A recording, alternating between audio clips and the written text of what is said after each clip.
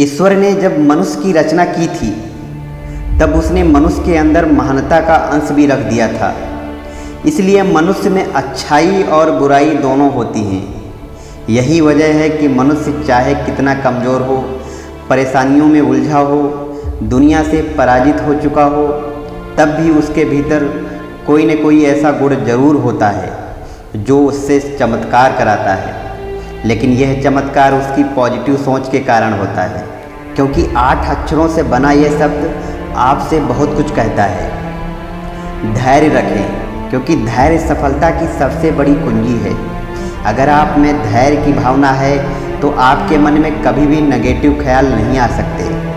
आशावादी बने, क्योंकि आशाएं ही आपको सफलता की सीढ़ी तक पहुंचाती हैं। निराशा आपको कुठाओं से भर देती है। संतुष्टि और संतोष रखें, क्योंकि जिस वक्त आप अपने अंदर संतोष का भाव पैदा कर लेंगे, उसी पल से आप सकारात्मक सोचना शुरू कर देंगे। प्रेरणा लें, क्योंकि जो व्यक्ति किसी से प्रेरित होता है वह हमेशा पॉजिटिव सोचता है। लक्ष्य साधें, क्योंकि जब आपका लक्ष्य निर्धारित होगा तब आपको निराशा का मुंह नहीं देखना पड़ेगा। आदर्श बने, क्योंकि जब आप अपना दिमागी संतुलन बनाए रखेंगे तब आप खुश रहेंगे। विजेता बने, यदि एक बार में सफलता हासिल न हो तब दोबारा दुगने जोश के साथ जुट जाएं।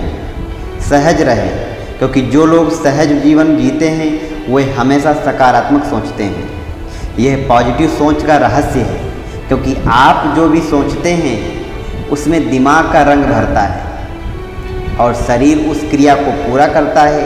इसलिए सबसे पहले यह पता लगाएं कि आप किस तरह सोचते हैं, सकारात्मक या नकारात्मक।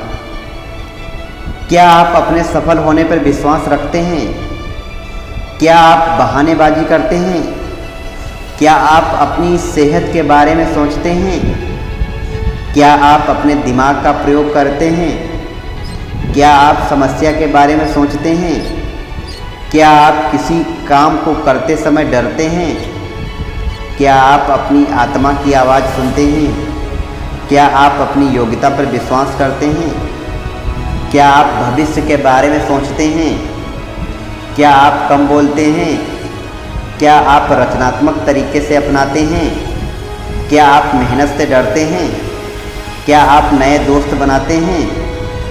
क्या आप जादू टोने में विश्वास रखते हैं? क्या आप बार बार गलतियां करते हैं? यदि आपके 10 उत्तर ना में हैं तब आपको अपनी सकारात्मक सोच को विकसित करना होगा, परंतु 10 से अधिक उत्तर हाँ में होने पर आप अपने लक्ष्य में सफल हो सकते हैं। यही सोच बदलने का तरीका है। किसी की प्रशंसा नहीं कर सकते तो उसकी निंदा भी मत करो। किसी की कामयाबी की कामना नहीं कर सकते तो उसकी नाकामयाबी की भी कामना मत करो। किसी का भला नहीं कर सकते तो उसके पतन की भी मत सोचो। किसी को रास्ता नहीं दिखा सकते तो उसके रोशनी भी बंद मत करो। किसी की भलाई नहीं कर सकते तो उसकी बुराई भी मत करो। किसी को नज़दीकियां नहीं दे सकते तो उससे दूरियां भी मत बढ़ाओ। किसी के लिए फरिश्ते नहीं बन सकते तो शैतान भी मत बनो।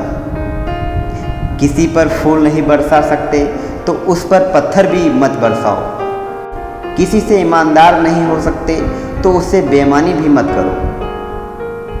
आपने कभी पानी को गिरते हुए देखा है? इसका गिरना भी खूबसूरत होता है, लेकिन जब एक चट्टान गिरती है तो वो चूर चूर हो जाती है। परंतु जब पानी गिरता है तब उसका सौंदर्य दुगना हो जाता है, क्योंकि वह गिरकर भी ऊर्जा उत्पन्न करता है। मैं कुछ हूँ का भाव जब आपके अंदर आता है तब आप चट्टान की भांति बन जाते हैं, लेकिन मैं कुछ नहीं हूँ के भाव में आप पानी की तरह होते हैं। इसलिए पानी की तरह रहने में ही आपको फ़ायदा है। लक्ष्य बनाना क्यों ज़रूरी है? यह आपका आत्मविश्वास बढ़ाता है। यह आपके विचारों को स्वस्थ बनाता है। यह आपको अच्छे बुरे की पहचान कराता है। यह आपकी परेशानियों का समाधान करता है। यह आपकी आर्थिक स्थिति मजबूत करता है। यह आपको नए काम करने का तरीका बताता है। यह आपके भाग्य को झाड़ पोंछ करके चमकाता भी है, यह आपको अपने काम में माहिर बनाता है, यह आपको सफलता दिलाता है। चमत्कार करने के लिए कहीं से न्योता नहीं मिलता, बल्कि आपको मौके तलाशने पड़ते हैं। यह सफलता के शिखर पर पहुंचने का मूल मंत्र है, क्योंकि जब आप धीरू भाई Ambani, Warren Buffett, Bill Gates, Henry Ford, JRD Tata और लक्ष्मी मित्तल के शिखर पर पहुंचने की कहानी पढ़ेंगे, तब पता चलेगा कि पहले उन्होंने अवसर को तलाशा, फिर उसे दौलत में परिवर्तित कर दिया। इसलिए पहले उस मौके की तलाश करें जो चमत्कार कर सके। मैं आपको एक सच्ची घटना सुनाता हूँ। जर्मनी के एक छोटे से शहर में सफील्ड की तंग और अंधेरी गली में एक बेरोजगार युवक सिर झुकाए चला जा रहा था।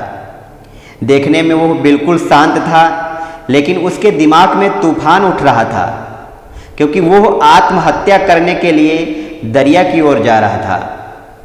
लेकिन जब वो दरिया पर पहुंचा, वहां से उसे एक नौका नजर आई।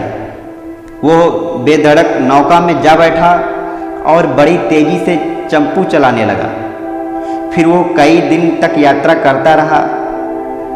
अंत में ऐसी जगह पहुंचा जहां चारों ओर ऊंची ऊंची पहाड़ियां थीं और उन पर घनी झाड़ियां उगी हुई थी। युवक ने नौका को किनारे पर लगाया और गिरता पड़ता एक झाड़ी की ओट में लेट गया। लेकिन जब उसे भूख सताने लगी तो वह उठा और उसने कुछ फल तोड़े और उन्हें खाने लगा, मगर फल इतने कड़वे थे कि उसे दरिया पर जाकर पानी से गरारे करने पड़े। परंतु उसकी हैरानी तब बढ़ गई जब वह बिल्कुल ठीक हो गया। उसके बाद वो समझ गया कि यह कड़वे फल का चमत्कार है। उन फलों के पेड़ का नाम सिनकोना था। फिर उसने झाड़ियों से बहुत से फल तोड़कर नौका में भर लिए और वहाँ से आगे चल दिया। यात्रा करते हुए जब वो जावा के द्वीप में पहुँचा तो उसने वहाँ सिनकोना के बीज बो दिए। फिर स्थानीय लोगों की मदद से सिनकोना के फलों से कुनैन बनानी शुरू कर दी। धीरे धीरे कुनैन की मांग बढ़ती गई, क्योंकि यह दवाई मलेरिया के बुखार के लिए बहुत लाभदायक साबित हुई थी। फिर जब दूसरा महायुद्ध हुआ तब सारी दुनिया के कुनैन का 90% हिस्सा उसी युवक से लिया, जिसने बाद का जीवन अमीरों की तरह जिया। दोस्तों, ये ऐसी कहानी है जिससे आप सीख ले सकते हैं कि हमें हार नहीं माननी है, हमें आगे बढ़ना है। जब हम आगे बढ़ेंगे तो हमको नए अवसर प्राप्त होंगे, असफलता में हमको सफलता के अवसर प्राप्त होंगे। तो दोस्तों, हार कभी नहीं माननी है, हमको लगे रहना है। तो दोस्तों, वीडियो कैसी लगी? वीडियो में कौन सा पार्ट आपको सबसे अच्छा लगा? कमेंट करके ज़रूर बताएं। इस वीडियो को अपने दोस्तों में ज़रूर शेयर करें, सब्सक्राइब करें, लाइक करें और हंसते रहें, मुस्कुराते रहें और अपने काम से प्यार करते रहें। वीडियो देखने के लिए धन्यवाद।